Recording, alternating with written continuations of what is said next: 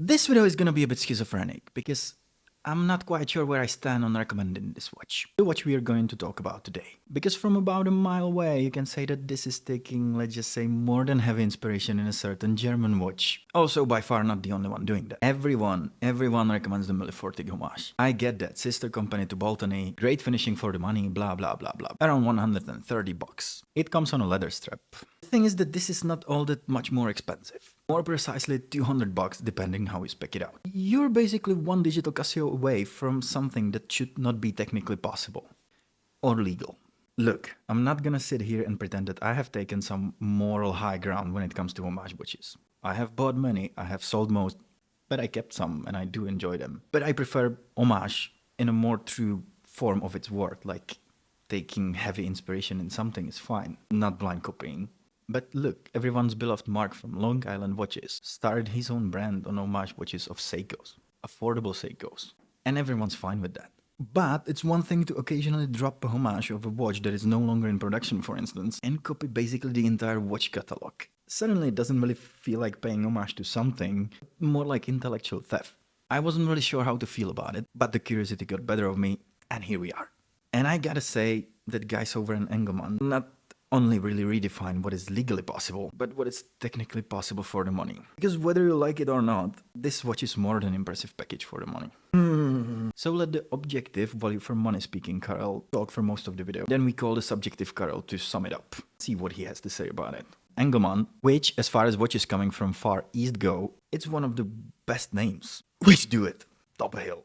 Mysterious code. They took the YouTube reviews by storm, with very controversial response from the collectors. Some would call it the best thing that happened to watches since we grew wrists, others shameless copycatting. Because Englemaan not only homaged a certain watch from Zin, they copied the entire catalog. The entire Zin on budget. It wouldn't be the first brand to do something like that. Right, Steinhardt? Here we are not only talking about visual inspiration, but everything. Down to what makes Zin watches, their tooliness and toughness. The Englemaan watches offer something unheard of for the money. And just like on their German inspiration, the list of specs is very long. So sit down, get a cup of coffee because this is gonna take some time, and get ready to have your minds blown. Because let me tell you right away, it's gonna be pretty difficult to settle for anything less after this watch. True. From the entire Zin, I mean Englemaan catalog, I chose this. Defiant 40mm. Because at least it's a homage of a watch that is no longer in production, as far as I know, Zin 856 Limited. Even starting with packaging. And mind you, I went for the cheaper one, Eco packaging. For 20 bucks more, you get the watch in the genuine leather watch travel pouch, which everyone recommends you to buy it. I would do too, because from other videos it looks really good. The thing is, I wouldn't use it. I got travel pouches already, and this would be just, look, that in the box. 20 bucks saved, Karel. Look at the attention to details. Every single detail. It's crazy. You get by a mile the best microfiber cloth, by a longer mile the best branded tool to adjust the bracelet. Even the presentation of the user manual. This is the first time I actually read through a user manual. This manual actually tells you useful stuff about the danger zone of setting date, or how to set the date efficiently. Not to manually wind the watch if you don't need to. And if this watch was a gift to someone who's starting with watches, it's pretty much perfect. But it only gets better from here. The watch and bracelet. Please, if you decide to buy one, do yourself a favor and buy it with bracelet. All made from 316L stainless steel. That wouldn't be that crazy. What is crazy though, still think about the money you pay for that, is that the steel is harden coated. The bracelet and the clasp and the watch are harden coated. I have been wearing it pretty much non-stop for pretty much everything I do since I got it 2 weeks ago. There is nothing. Not a single line scratch on the clasp, on the watch. Even on the high polish chamfered edges on the clasp. Just look at this watch dives. Clasp looked pretty much like that the day one. For my beloved, and by all the British YouTubers hated for some reason, Casio, look at the clasp. And I know I can already see all the matches comments that like the scratches gives the watch the character, while everyone secretly wishes that there are no scratches on their watches. They're not here. And the bracelet as such, for the money, is phenomenal. Yes, it flexes a bit, but it adds to the comfort. It doesn't rattle. H-link, solid, hard as nail bracelet. Held together with screws, the smarter screws again, where the threading is on the top of the screw head. And for my average, very average 7-inch wrist, I removed 4 links. It is entirely brushed except for the chamfered edges on the clasp. And the clasp, I mean, could it be any prettier? Double pusher solid melt with no flex whatsoever, and on the fly adjustment. Oh, and quick release spring bars. There is everything. It all works, it all looks awesome, and it's not scratched. The only minor criticism I could have, this top part feels a bit sharp to the touch, but you don't feel it on the skin everywhere, so I'm fine with that. The watch head is entirely brushed again, with no scratches. We can't really credit Englemaan for the design, but Zin did really good job. There is a lot of angles and corners. I particularly like the multifaceted bezel. The brushing is absolutely awesome, consistent and smooth. On top of the quick release spring bars, the locks are drilled, but to be honest, not like you would want to swap the bracelet anyway, so. Brushing is very consistent between the watch head and the bracelet. Not a single part feels like an afterthought. The watch is 200-meter water resistant with screw down crown and case back. And just look at that crown. You can see it from there, right? This is how a tool watch crown should look like. It is the grippiest thing I have ever touched. I think it could be only gripper if it was made out of glue. It's not signed, but I don't mind it. It somehow feels right here. Very German, you know. Yeah! The caseback is a solid piece of steel with an engraved company name and specs around. And one of the specs that are around is particularly interesting again. Anti-magnetic. The movement in this thing is caged in the Faraday cage. Just how? For 200 bucks. What profit do they have on these watches? Like 34 cents? But Karel, you handsome chunk of beef, I hear you say. What movement is it in? It's a PT5000, one of the many legal ETA 2824 clones, just like Selita SW200. Of course, it's a Chinese made. It's 4 Hz automatic and very, very accurate movement so far. Thing is, they have a good reputation and bad reputation. Good reputation if you get the good one, bad reputation if you get the bad one. What is the difference? Some of them might come out of the factory badly lubricated and they feel gritty on the touch when you manually wind them. They might fail down the road. This is my first encounter with PT5000, so I got nothing to compare it to. But I'm happy to report that mine feels pretty gritty and a bit hard to wind.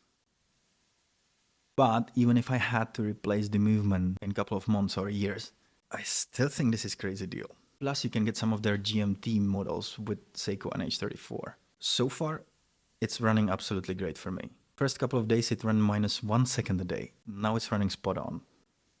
Spot on. The dimensions are 40 millimeters in diameter, 48 lug to lug. Perfection personified. 20 millimeter lug width, not that you want to change the bracelet again, and it's nicely thin. The dial is pure Flieger awesomeness. As long as you consider Flieger dials awesome. I do. I got a German surname, it's in my blood.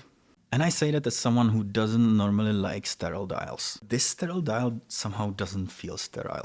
Type B dial, all printed, matte, everything is crisp with only one thing in mind, legibility. There is nothing to distract you. The giant minute markers with 15, 30 and 45 and the arrow at 12. Inner hour circle for the shorter hour hand. There is a date window and it's gonna be the least intrusive date window I have ever seen. Blink and you miss it, really. Color matched at 4 o'clock. There is only the anti-magnetic symbol below the pinion. It is just slightly different shade of grey or black, if there is such a thing as different shade of black. Kinda like what Helm does with their logo. And I like that. That's the one thing more tool watches should take inspiration from. And then there is simply made by Englemaan below the 30. It is all very neat, very pretty and very, very functional.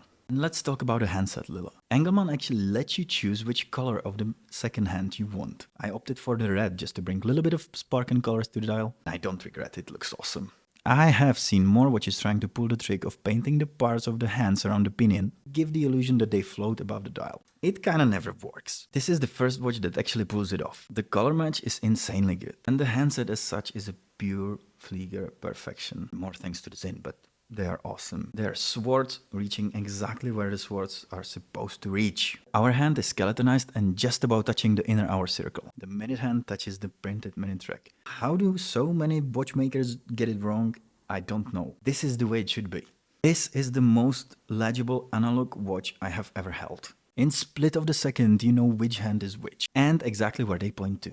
It is the very definition of function over form. But the function in this case looks so damn good. All this Flieger awesomeness is covered by a sapphire crystal. Flat sapphire crystal with about a ton of AR. That wouldn't be that extraordinary. What is extraordinary, however, how clear the crystal and the AR actually are. There is no hue, no reflections. Sometimes it feels like the crystal is not even there. The only other watch I have seen something like that on was a Casio Oceanus. When you sum that all up, I don't know how about you, but it doesn't say 200 bucks to me. But then there is the lume. Something what Englemaan calls custom developed hyperglow. It's a bit cheesy name, but boy, it is a hyperglow.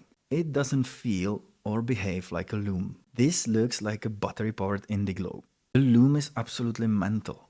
Mental. It kicks in even in the slightest shadow. It stays bright all night. How? For 200 bucks. I mean, it's all real. I see the watch. I bought it, I own it, I wear it, and I know it works that way. And I know what I paid for it.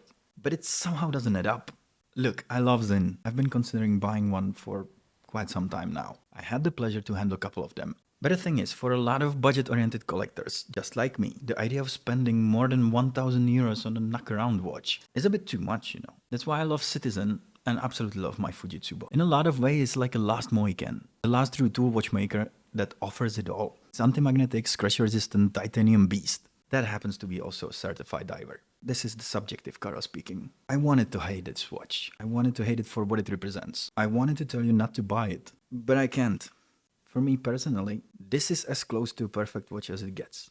Even for double of that price, it would still be insane value.